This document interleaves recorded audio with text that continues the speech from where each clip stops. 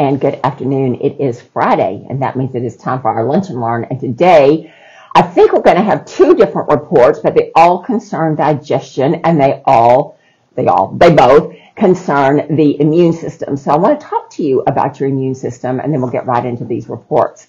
Now, your immune system is what keeps you healthy. It is your lymphatic system primarily, but there are other parts to that. It is the systems in the body that go after any kind of invaders, any kind of pathogens, and that can be a bacteria, a fungus, a virus, a heavy metal, a chemical, a parasite. It can be any of those things. So when the immune system sees something that's not right, it will rise to the occasion and it will send forth macrophages and phagocytes to go in and take care of the invaders. Now, sometimes we have things that happen in our body where our immune system does not go after the invaders, but it turns on ourselves and it starts to think that our own body is the problem, that it is the invader. And so this is what we're going to be talking about today, is how digestion, or the lack thereof, relates to autoimmunity. And so this particular report is by a guy who is a Harvard Medical School trained scientist, and he basically deals in autoimmunity and that kind of thing. So this is a very important information. I can't say that it's something that I didn't know, but I didn't know to the extent that this was caused. Now, when people come in to see me, almost every single person that comes in has a gut issue. There's a term out there called leaky gut. Some people say it doesn't exist. Some people say it does exist. There are other people that call it passive leaky gut, because they say that if the gut was leaking, that you would actually die. And so there is an argument for that. So we're going to talk about the gut, how the gut is made, how it is supposed to work, what happens when it doesn't work, and how that causes the body to turn on itself, and it increases autoimmune issues by 30-fold. That's a lot. That's a whole lot. And so I do not want to have an autoimmune issue. I don't want you to have an autoimmune issue. And so we're going to talk about this today. And so this was a recent study in the International Journal of Molecular Scientists, found that leaky gut led to a 30-fold increase of developing autoimmunity. Leaky gut allows food particles, food proteins, and other proteins to leak through the junctions of the small and large intestine. This triggers systemic inflammation. And we know that inflammation is a driver of cholesterol. We know inflammation is the way the body fights invaders. So inflammation is not necessarily a bad thing, but prolonged or chronic inflammation is very definitely a bad thing. So your intestinal walls are covered with epithelial cells, and these epithelial cells will absorb your nutrients, and that's what we want. If we eat food and we do not absorb our nutrients, then why are we eating, right? And so the epithelial cells will absorb the nutrition. There are other cells in there called occludin. I think I said that right. Occludin is a cell that clamps down. I'm not sure exactly the way that it works, but it is a cell that clamps down to make sure that nothing escapes the inside of the intestinal wall. This particular cell structure is regulated by, I'm going to call it an enzyme, zonulin. When zonulin is present, it causes those cells to do what they need to do, because zonulin regulates it. So when this doesn't happen, okay, the zonulin tells the occludin to close those junctures so nothing can get out. Then those proteins get out and it damages the tissues. To deal with these now misplaced substances, the immune system produces antibodies against occludin and zonulin. Now, occludin and zonulin are in there for a reason. Those are good messengers, for lack of a better word. When the body malfunctions, the body produces antibodies against these very helpful messengers, and so then we get into really bad trouble. So when the immune system produces the antibodies, we can identify intestinal permeability through lab testing. So this study investigated whether the markers of intestinal permeability relate to the markers of autoimmunity. So I don't know if you know this, but when you are going to the doctor and they think that you have autoimmune issues, they're going to test for the different IgG, IgA, all those kind of things. And they're also going to test for ANA antibodies. And there's several different types.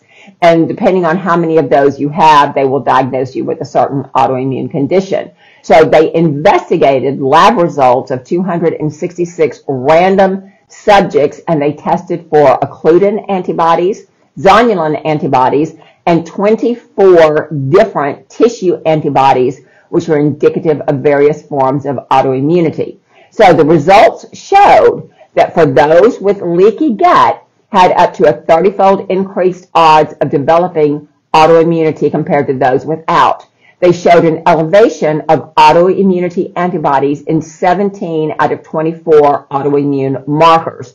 Now, I don't have any autoimmune markers. It's never showed up in my blood work. And so the fewer autoimmune markers you have, the better it is, right? Because we don't want to have those markers. So in this test study, 17 out of the 24 markers showed up, including markers against the brain, your hormone glands, joints, smooth muscles, cardiovascular tissue, and more. They found that the higher level of leaky gut antibodies, the higher the level of the autoimmune antibodies. In other words, the worse your leaky gut is, the greater your risk for autoimmunity. And like I said, everybody that comes in here has gut dysfunction to some degree or another. Why do we have gut dysfunction? Well, we have gut dysfunction because we eat foods that are not foods, anything that's in a box or a package. If you are diabetic and you're eating all the sugar-free stuff, then you're putting poison into your body. I know they're not telling you that. I'm telling you that. Most of the zero-calorie sweeteners started out as industrial solvents. And somehow in the laboratory, somebody tasted it, got it on their hand, tasted it. Oh, this tastes sweet. Oh, well, let's use this as a sweetener for diabetics because it's got 0 calories, and so it's not going to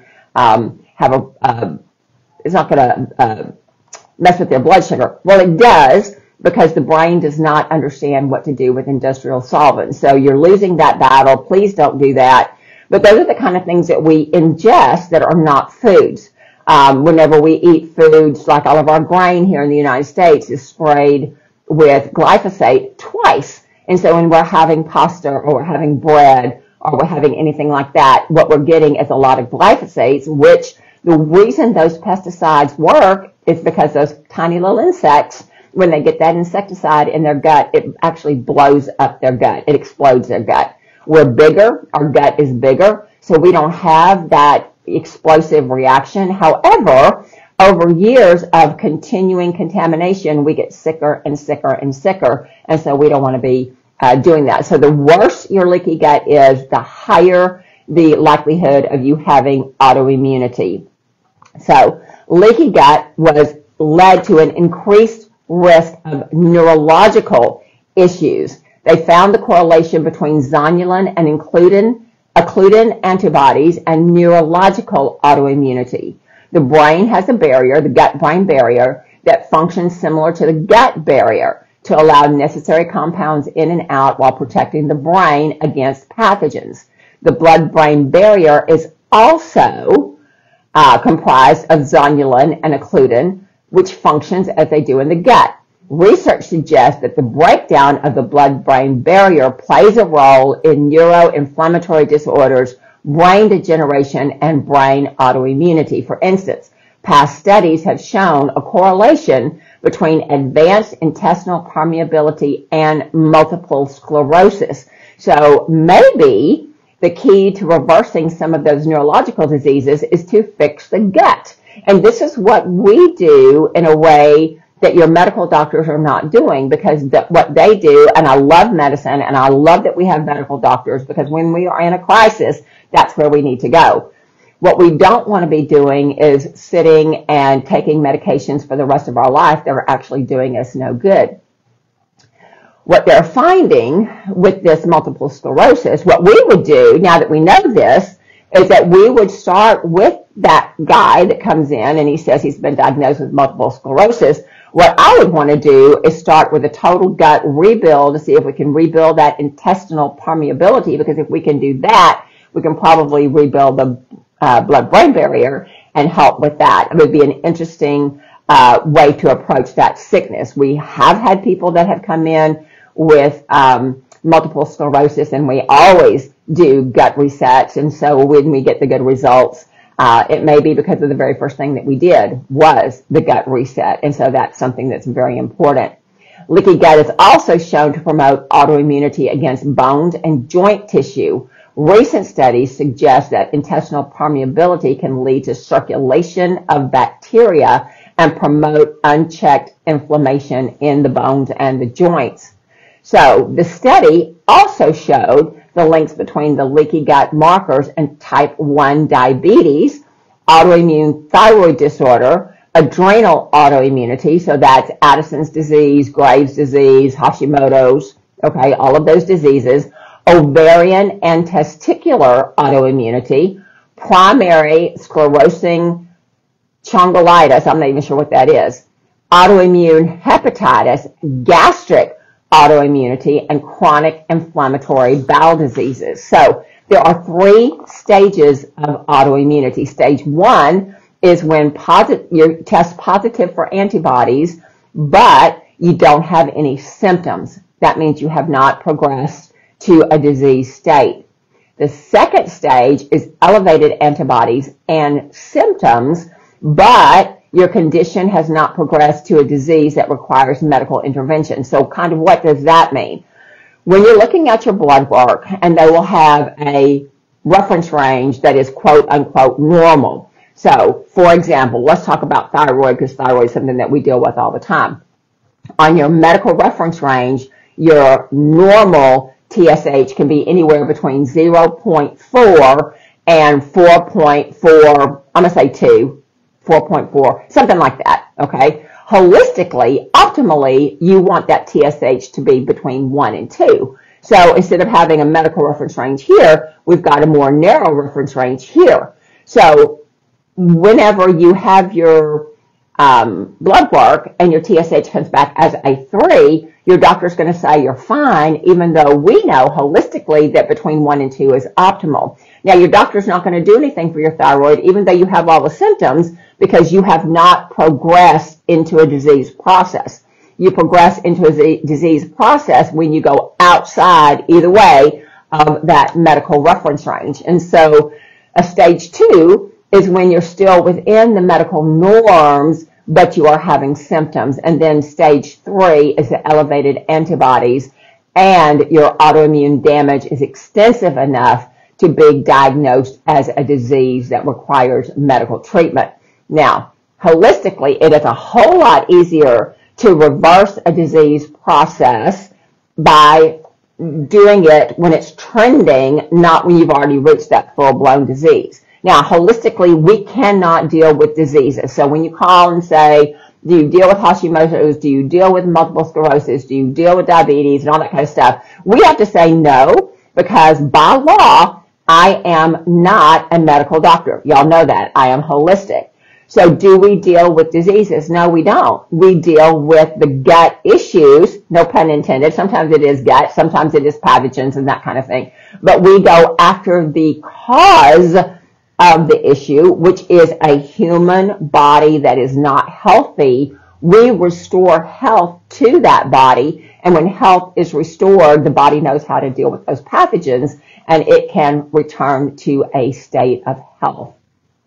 So if your blood work is quote unquote normal, but you have symptoms, what that means is your body is trending toward a disease process, but you're just not there yet, and so that you're not going to have any kind of medical intervention. Now, again, we don't want to just let things go until you get into a disease process. It's always easier to bring the body back to health before it gets into a full-blown disease process. All right. Leaky gut does not appear out of nowhere. All right. Through review of the research and clinical practice, multiple factors contribute to this, and this is what they are. Gluten sensitivity. Why is that? Because of all around us. sensitivity to other foods, dairy, soy, lectins, etc. Now I just want to speak about lectins. If you have rheumatoid arthritis, then you do need to stay away from lectins. Why is that? Because lectins are inflammatory if you have those antibodies. Other people, normal people, people that are not in a disease process, they don't need to be worried about lectins. I know there's a doctor out there, he writes all these books about how nobody should eat any kind of vegetables that have lectins in them, and I choose not to agree with that, because peppers are good and tomatoes are good and all the other foods are good, unless you have rheumatoid arthritis. If you have rheumatoid arthritis, then those can be inflammatory for you, but they're normally not inflammatory for the rest of the population. Gut infections that are bacterial, parasitic, or fungal, and yes, we have that. There is a disease called SIBO, small intestine bacterial overgrowth is what that stands for, SIBO. And what that means is the belly bugs are not in the right ratio. That means you have too many of the bad guys and not enough of the good guys, and that can cause all kinds of issues. Hormonal insufficiencies and imbalances, past brain injuries, brain development or degeneration issues, blood sugar instability, chronic high or low blood sugar, low blood pressure, gut autoimmunity, chronic stress, and who of us can bypass chronic stress? I mean, the world that we live in is stressful. You only have to watch the news and you know that it is stressful. And so we want to be sure that we do what we can in self-care so that we are not dealing with chronic stress. Chronic sleep deprivation. That's something that a lot of older women who are menopausal, they have sleep issues. And if you have chronic sleep deprivation, then that's something that could lead into autoimmunity. Corticosteroids, antibiotic, NSAIDs, and other drug usage.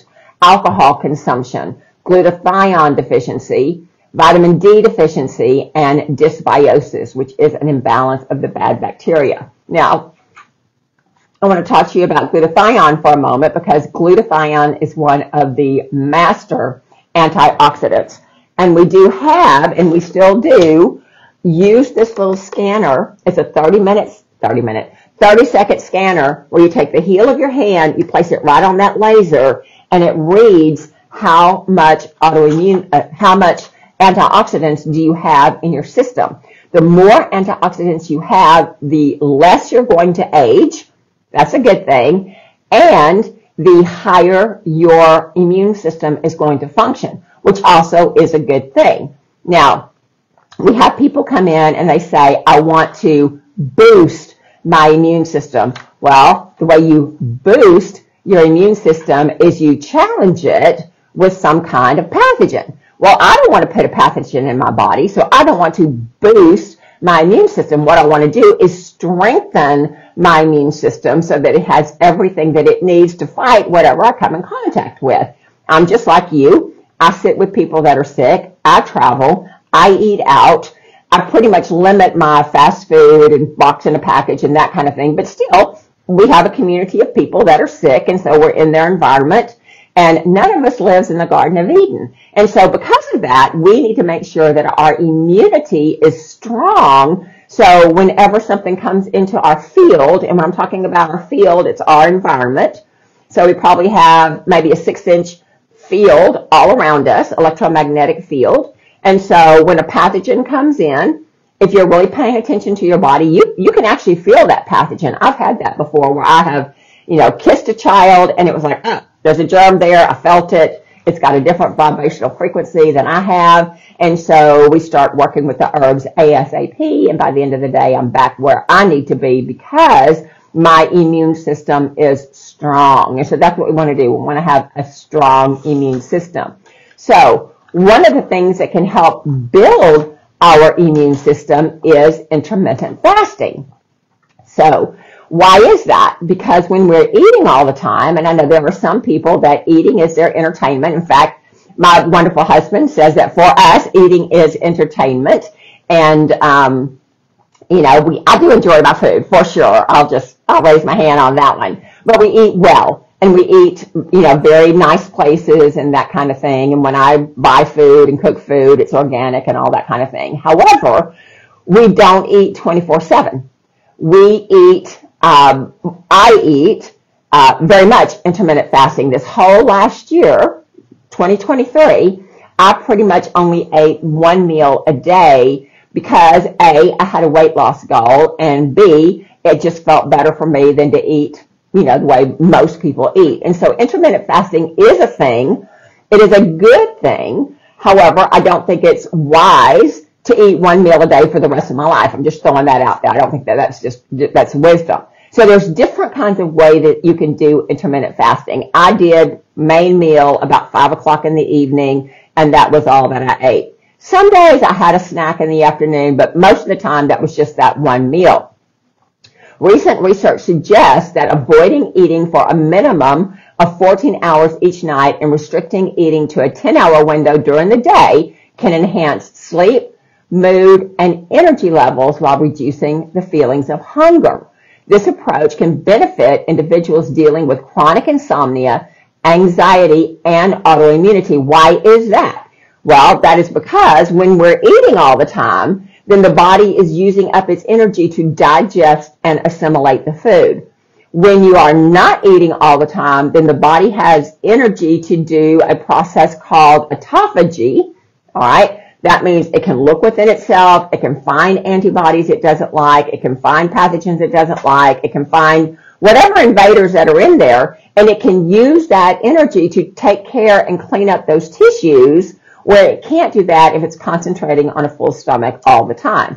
And so it's really good to do intermittent fasting occasionally, or even more often than that. It's good to do that because it gives your gut a rest. And when you rest your gut, you're able to clean up all of the debris in there. So in a 24-hour cycle, the most rigorous form of fasting is one meal a day. So you fast for 23 hours and you eat 1 hour. That's what I did most of the days.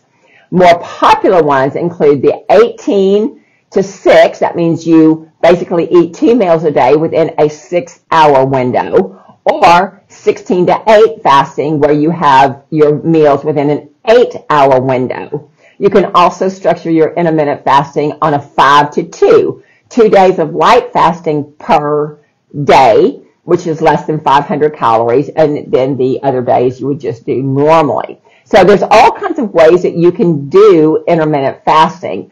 I've done religious fasts where I've done multiple days of just liquids. And so you can do different kinds of fasting. I'm not here to tell you what's good for you or what's bad for you.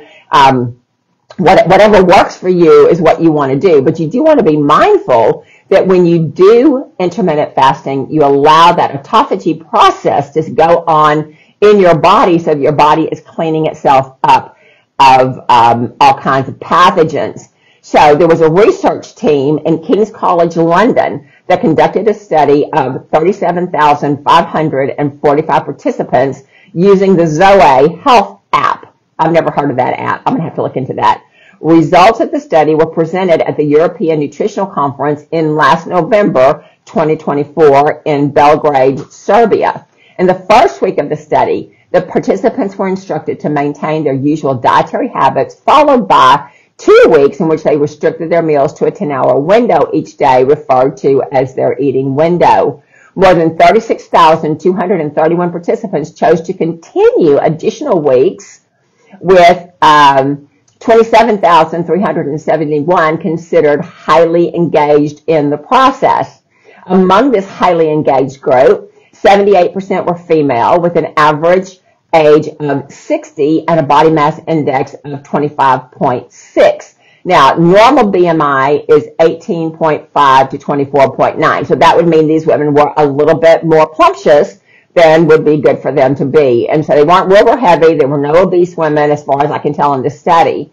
And so the women that were the most engaged, that means I'm excited, I'm doing this, I'm focused, I'm picking the foods that are good. The study found that those who consistently ate within the fixed eating window had greater benefits than those with varying eating windows. Moreover, individuals who had the longest duration between their first and last bite each day before the intervention experience greater improvements in their overall health. Sarah Berry, who's the associate professor at King's College London and the chief scientist at Zoe Health, said, what's really exciting is that these findings show that you don't have to be very restrictive to see positive results. And so that's something that's really exciting, because when you talk to people about fasting, or when they find out that you've been on a fast, it's like, oh, I could never do that because I like to eat too much. Well, you don't have to go cold turkey, and you don't have to do one meal a day. If you just narrowed your food window, that expands your autophagy window, and you can see some really good results with that.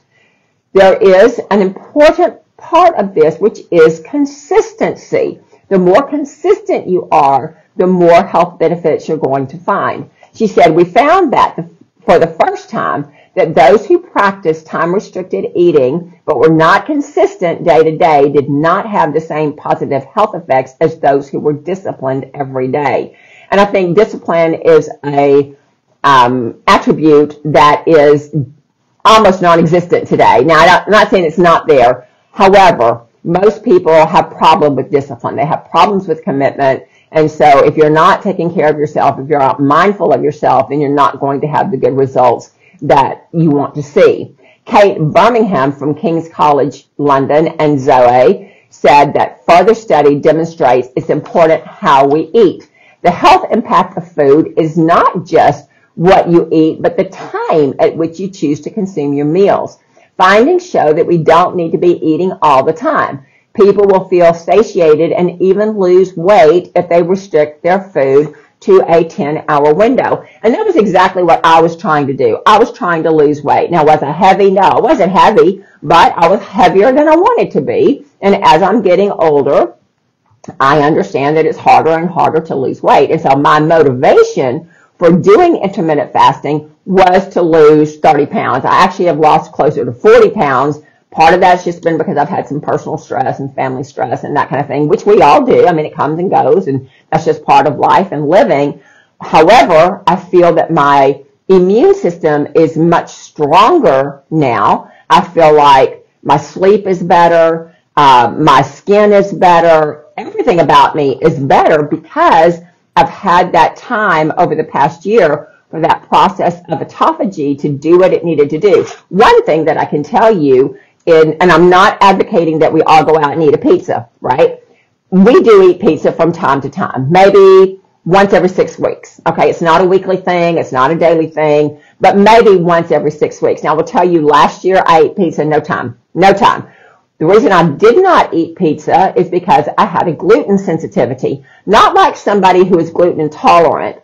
That's a different kettle of fish. When I would eat gluten, when I would eat a pizza or I would eat bread, I would wake up the next morning 2 pounds heavier because I was just sensitive to the gluten. My body didn't like it. It caused an inflammatory process, and weight gain was part of that inflammatory process.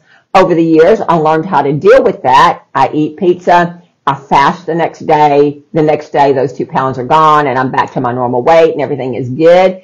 However, after this year of intermittent fasting, I had a pizza the other day, and I expected when I got on the scale that I would have gained weight. But you know what? I lost weight. And I was like surprised. So a few weeks later, I ate something with gluten in it again, thinking that I would gain the 2 pounds because that was my normal. Guess what? Didn't happen. I lost weight. And so that intermittent fasting did something with that autophagy process that I am now no longer gluten sensitive, which for me is just a huge hallelujah, because I enjoy pizza from time to time. I enjoy a yeast roll from time to time. Not every day, not every week, not every month, but from time to time. But there would always be that price of inflammatory process to pay. And so now, guess what? I don't have that anymore. And so if you are someone who is fighting autoimmunity, you might want to be looking at the things that we're talking about today, repairing the leaky gut, maybe doing some intermittent fasting to see if you can reverse those conditions in your body. And so I hope this has been something that's been helpful to you. If you're like me and you were gluten sensitive and every time you ate or looked at a bread, it went right to your waist and hips, you might find that getting the gut repaired and doing intermittent fasting might be what you need in order to reverse that disease process. So it is the weekend. Thank you so much for being with me. I appreciate the time. I appreciate the honor. I appreciate the likes, shares, comments, all the things, because it helps me to know what to bring to you on a daily basis. So it is the weekend. Spring is on the way. The weather is getting warmer. So I'm living in South Texas. I do not like the extreme cold. So there is that. It is warming up. It's back in the 70s for the last couple of days. So I'm excited about that. Do some self-care. Take care of yourself. Think about your food. Think about the way you eat. Think about how you can incorporate intermittent fasting in your health goals. And I will see you next Friday. Have a great weekend.